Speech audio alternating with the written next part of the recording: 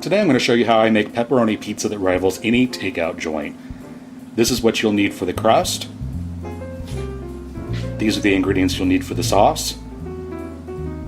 And this is what you'll need for the actual pizza itself. So let's get started. In my stand mixer here, I'm going to add 2 tablespoons of sugar and 3/4 of a cup of warm water, about 110 degrees or so. And I'm just going to stir that up to dissolve the sugar a little bit. And then I'm going to take 1 teaspoon of active dry yeast and I'm going to sprinkle that on the top. And I'm not going to bother to stir that in. I'm just going to let it bloom right on top of the water like that. And after about 10 minutes, it'll be nice and foamy. I'm going to add in 1 teaspoon of salt and 1 tablespoon of extra virgin olive oil. And also 2 cups of all-purpose flour.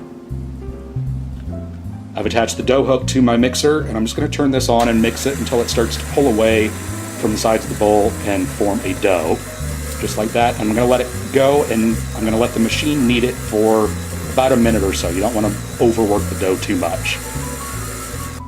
And then I floured my hands, and just taking the dough out of the bowl, and I'm going to shape this into a nice ball. I'm going to take some nonstick spray. I'm going to spray the bowl down. I'm going to put my dough back into the bowl. And I'm just going to toss this to make sure that the dough is completely covered with that nonstick spray. I'm going to spray a little bit more on top just to make sure it's covered. I'm going to cover it with a damp towel and put this into a warm spot to rise for about an hour. For my sauce, I've got 6 ounces of tomato paste. I'm going to add 3/4 of a cup of water to that. I'm going to add in 1 teaspoon of basil, 1 teaspoon of onion powder, half a teaspoon of salt, half a teaspoon of oregano, and half a teaspoon of garlic powder. And using a whisk, I'm just going to whisk this together, and I'm heating this over medium heat, and you want to continue to stir this as you're heating it. And once it gets nice and bubbly, I'm going to turn the heat off, and I'm going to stir in 1 tablespoon of freshly grated Parmesan cheese. You just want to mix that in until it's melted, and then you want to set this off to the side and let it cool completely before you use it. I'm going to preheat my oven to 500 degrees Fahrenheit, and I've got a 16-inch pizza pan here, and I'm just going to dust the top of it lightly with some cornmeal, maybe a tablespoon or so. And I'm going to turn out my dough onto that. I did not bother to punch it down or anything. And using my fingers, I'm just going to pat this out, starting in the center, working my way out, and pressing the dough out to the edge of the pan. And you want to leave kind of a lip around the edge for the crust. And then I'm going to take half of my sauce mixture. I'm just going to spoon that out into the center, and then using the back of a spoon, I'm just going to spread this out to within about 3/4 of an inch or so of the edge of the crust. And once you get your sauce spread out, make sure that it's nice and even. You don't have any bald spots on your crust.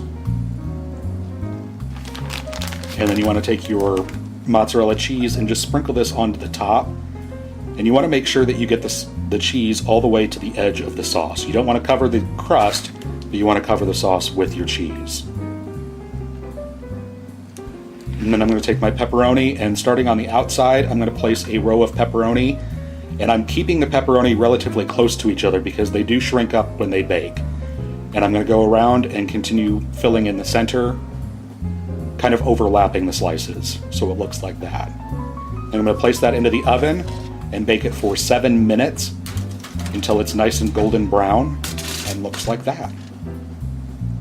And then I'm just going to take my pizza cutter and slide it underneath and around the edge and make sure that the pizza's not stuck to the pan, and it shouldn't be with the cornmeal. And I'm just going to cut this into 8 slices, and you can use this crust and this sauce for any toppings that you'd like on your pizza. If you want sausage, Canadian bacon, if you want a vegetarian, whatever you like and whatever is your preference, this is perfect for that. And then go ahead and serve yourself up a slice. And there you have it.